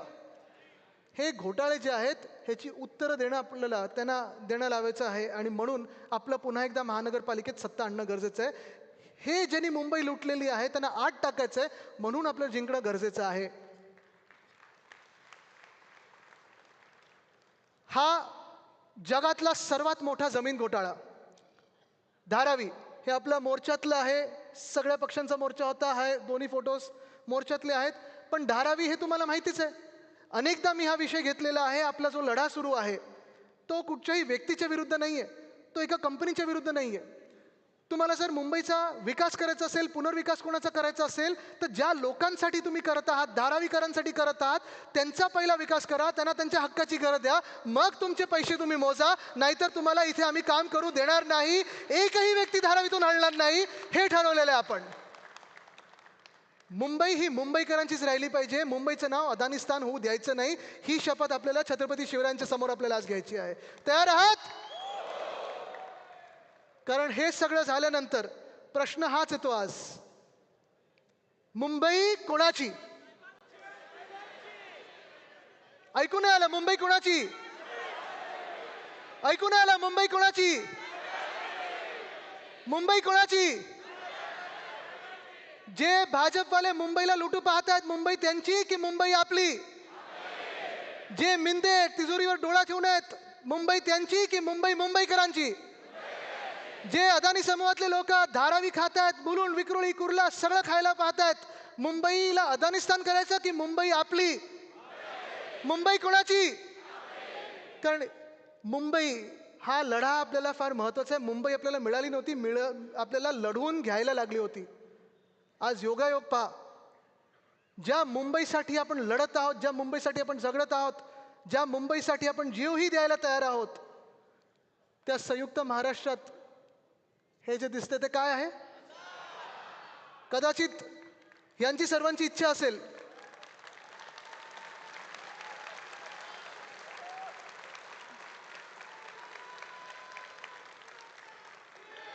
कदाचित या सर्व महापुरुषांची इच्छा असेल, या दैवतांची इच्छा असेल की हीच मशाल शिवसैनिकाच्या हातात येऊन मुंबई वाचवण्याची ही वेळ आलेली आहे.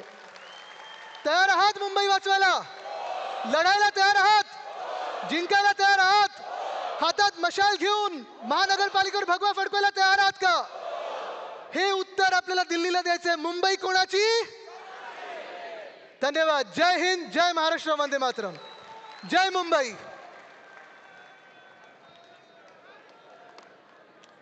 सगळ्यांनी राष्ट्रगीतासाठी उभं राहायचं आहे.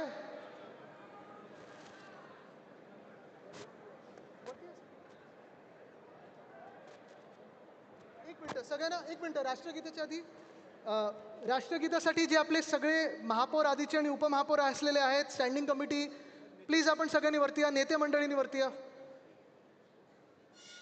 या ना वरती या. ताई या या या. सर्व शिवसेना नेते, महापौर, माजी महापौर आपले यांनी व्यासपीठावर यावं.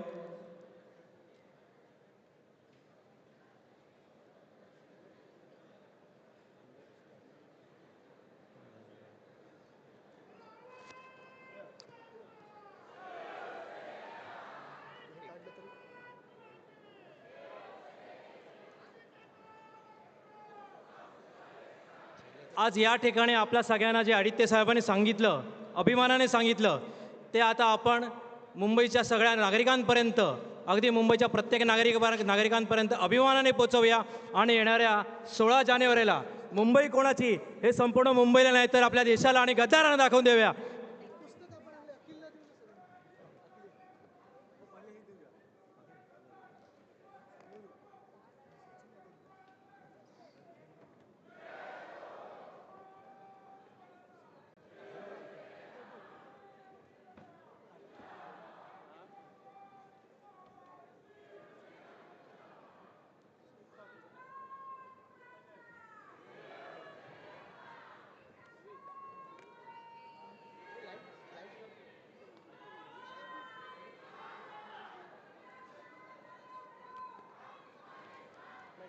अखिल चित्रे यांनी एक पुस्तक तयार केलं आहे.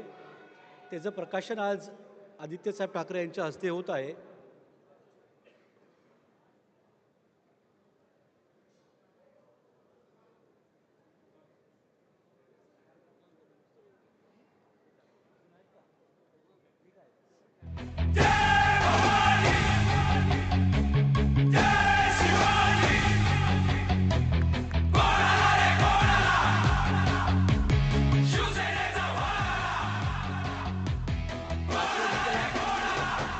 राष्ट्रगीताला सुरुवात करायची आहे.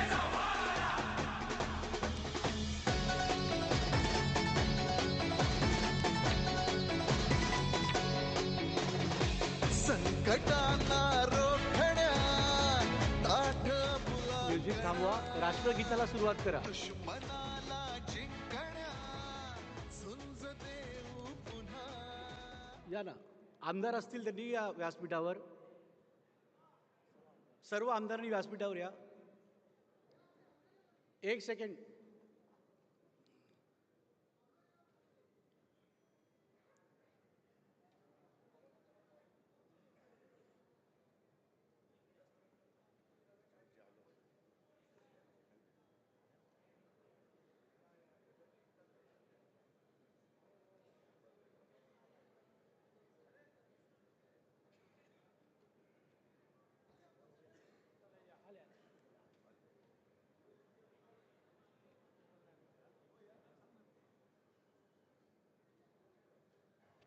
राष्ट्रगीत सुरू करा.